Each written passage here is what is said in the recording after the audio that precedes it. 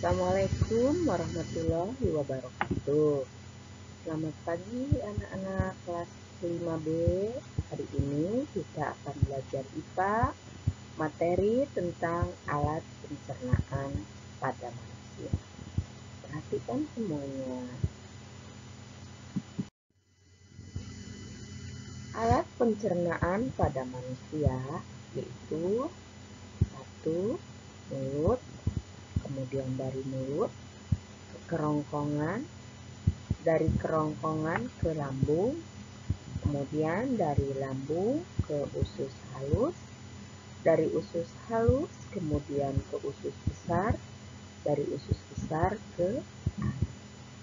Sekali lagi, alat pencernaan manusia yaitu mulut, kemudian dari mulut menuju ke kerongkongan, dari kerongkongan menuju ke lambung, dari lambung menuju ke usus halus, dari usus halus kemudian menuju ke usus besar, dari usus besar yaitu ke anus. Kemudian yang selanjutnya itu proses pencernaan makanan dalam tubuh manusia, yaitu ada 2 macam. Satu yaitu pencernaan mekanik, ya. Pencernaan yang dilakukan oleh gerakan pencernaan. Contoh yaitu makanan dilumatkan oleh gigi. Kemudian gerakan peristaltik, ya, yang terjadi di kerongkongan. Yang kedua, pencernaan kimiawi. Pencernaan kimiawi yaitu pencernaan yang dibantu oleh enzim. Contoh yaitu pencernaan di mulut oleh enzim petialin dan pencernaan di lambung oleh enzim renin dan pepsid. Jadi pencernaan ada 2 yaitu pencernaan mekanik dan pencernaan kimiawi, ya.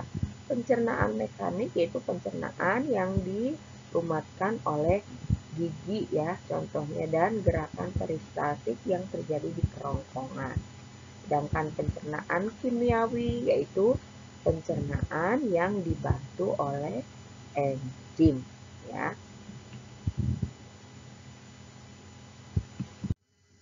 Kemudian urutan alat pencernaan dan proses pencernaan serta fungsinya.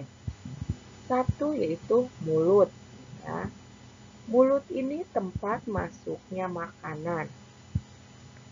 Di dalam mulut ini terjadi, ya, di dalam mulut tempat terjadinya pencernaan mekanik yang dilakukan oleh gigi dan lidah, ya.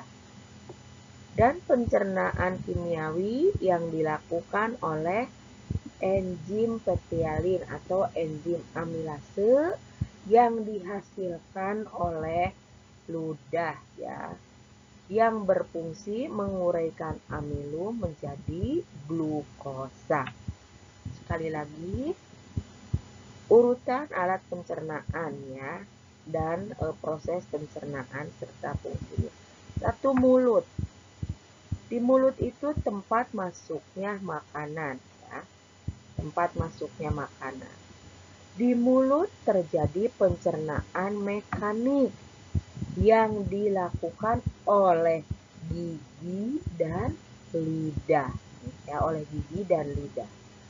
Dan pencernaan kimiawi, ya, yang dilakukan oleh enzim petialin atau enzim amilase yang dihasilkan ludah yang berfungsi menguraikan amilum menjadi glukosa. Selanjutnya, ya, kalau tadi yaitu 1 mulut, ya. Kemudian kerongkongan, ya, yaitu menyalurkan makanan ke lambung, ya. Nih kerongkongan, ya. Kerongkongan itu menyalurkan makanan ke lambung, ke sini, ya. Menyalurkan makanan ke lambung. Menyalurkan makanan ke lambung dengan melakukan gerakan peristaltik. Gerakan peristaltik itu yaitu gerakan dinding kerongkongan mendorong makanan masuk ke lambung, ya, namanya gerak peristaltik, ya. Gerak peristaltik itu, ya, terjadi di kerongkongan, yaitu gerakan dinding kerongkongan, ya, gerakan mendorong makanan masuk ke lambung, ya. Jadi kerongkongan itu fungsinya menyalurkan makanan ke lambung dengan melakukan gerakan peristaltik. Gerakan peristaltik itu yaitu gerakan mendorong makanan masuk ke lambung. Yang ketiga adalah lambung, tempat terjadinya pencernaan mekanik oleh dinding lambung dan pencernaan kimiawi oleh enzim. Jadi di dalam lambung ini terjadi dua pencernaan, ya. Satu, pencernaan mekanik oleh dinding lambung dan pencernaan kimiawi oleh enzim. Di dalam lambung terdapat getah lambung yang menghasilkan satu, enzim pepsin yang berfungsi mengubah protein menjadi pepton. Yang kedua, renin yang berfungsi mengendapkan kasein, ya, dari susu. Yang ketiga, enzim asam klorida atau HCl yang berfungsi membunuh kuman. Ya, jadi sebetulnya ini bisa disingkat. Di lambung itu ada enzim apa? Ada enzim perak. Apa kok perak? Kita singkat aja perak, yaitu P-nya pepsin, ya, R-nya renin, A-nya yaitu asam klorida. Diulangi lagi. Di lambung ada 3 enzim. Enzim pepsin yang berfungsi mengubah protein menjadi pepton, kemudian enzim renin yang berfungsi mengendapkan kasein dari susu, dan enzim asam klorida atau HCl yang berfungsi membunuh kuman, ya. Sekali lagi, ada enzim pepsin yang berfungsi membunuh protein menjadi pepton, kemudian ada enzim renin yang berfungsi mengendapkan kasein dari susu, dan ada enzim asam klorida atau HCl yang berfungsi membunuh kuman, ya. Itu adalah lambung, ya. Di lambung nomor 3, ya, alat pencernaan manusia nomor 3. Jadi di lambung juga ini terjadi tempat pencernaan mekanik dan kimiawi.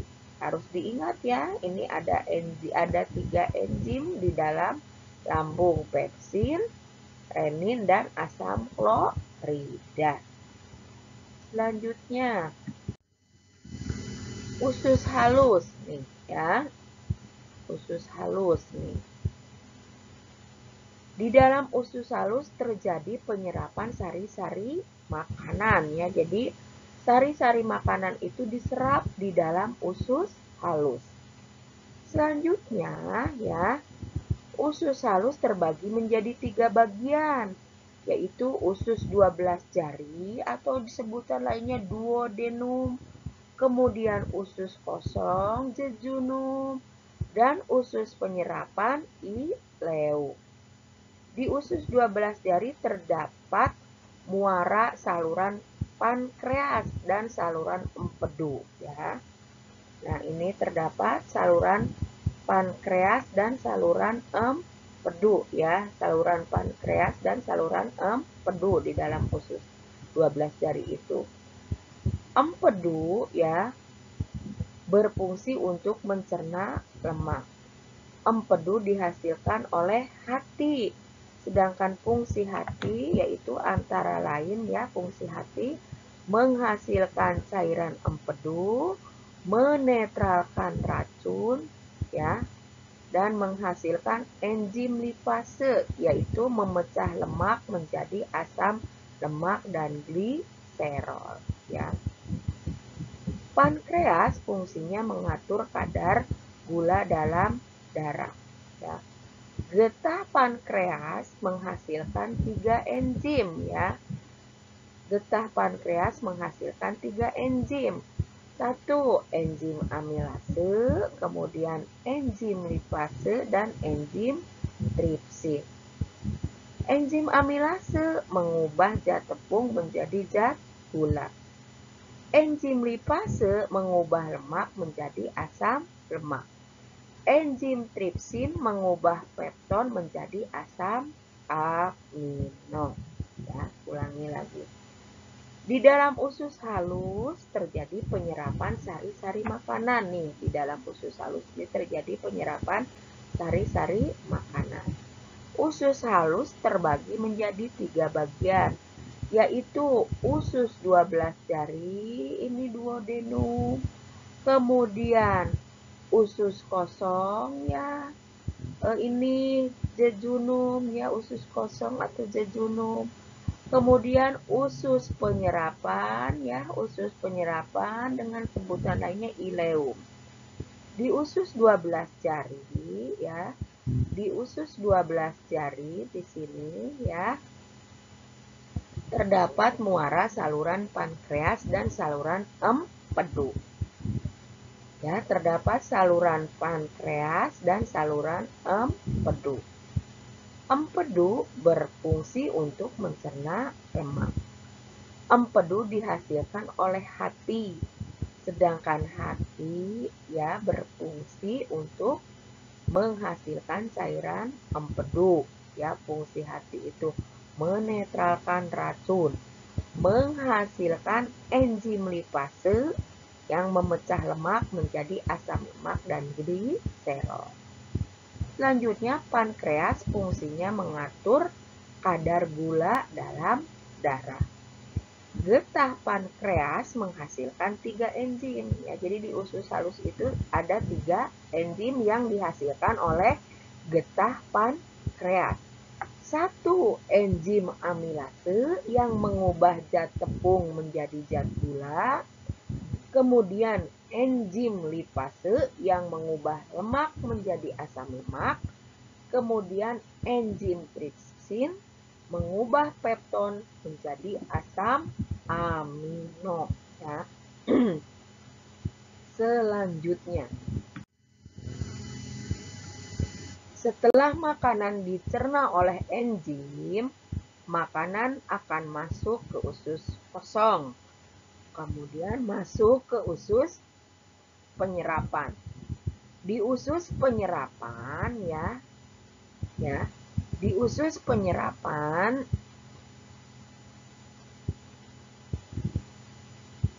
ya, sekali lagi, setelah makanan dicerna oleh enzim, makanan akan masuk ke usus kosong ya, ke usus kosong. Kemudian masuk ke usus penyerapan ya, ke usus penyerapan ya. Setelah masuk ke usus penyerapan, sari-sari makanan akan diserap oleh villi ya. Sari-sari makanan akan diserap oleh villi atau jonjot-jonjot usus yang terletak di dinding usus ya, yang terletak di dinding usus penyerapan atau di dalam usus halus ya.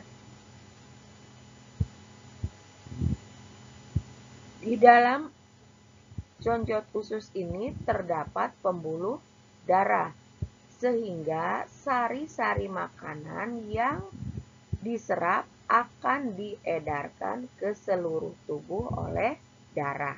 Jadi, sari-sari makanan ya yang diserap itu akan diedarkan ke seluruh tubuh oleh darah ya. Tuh ya. Jadi setelah makanan dicerna oleh enzim, makanan akan masuk ke usus kosong. Kemudian masuk ke usus penyerapan ya, ke usus penyerapan.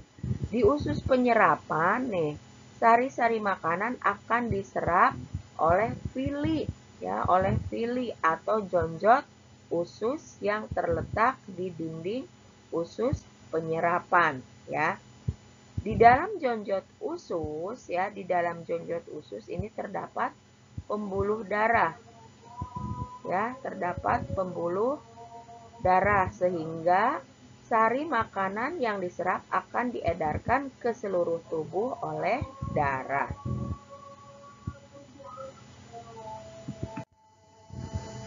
Selanjutnya ya, ke usus besar. Nih, usus besar. Di usus besar terjadi penyerapan air dan mineral. Selain itu terjadi pembusukan ampas makanan dengan bantuan bakteri E. coli.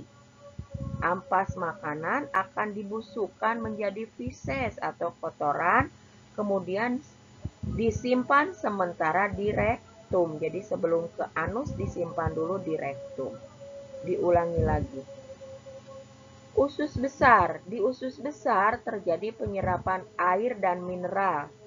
Selain itu terjadi pembusukan ampas makanan dengan bantuan bakteri E. coli. Jadi di dalam usus besar itu ada bakteri E. coli yang membantu pembusukan makanan ya. Ampas makanan akan dibusukkan menjadi feses. Feses itu kotoran, kemudian disimpan sementara di rektum. Jadi sebelum ke anus, disimpan dulu di rektum. Selanjutnya dari usus besar ke anus. Ya, ini anus ya. Anus merupakan lubang tempat keluarnya feses ya. Jadi anus ini yaitu tempat keluarnya feses atau kotoran. Demikian pembelajaran IPA hari ini, yaitu tentang alat pencernaan manusia ya. Selamat belajar, jangan lupa tugasnya dikerjakan. Assalamualaikum warahmatullahi wabarakatuh.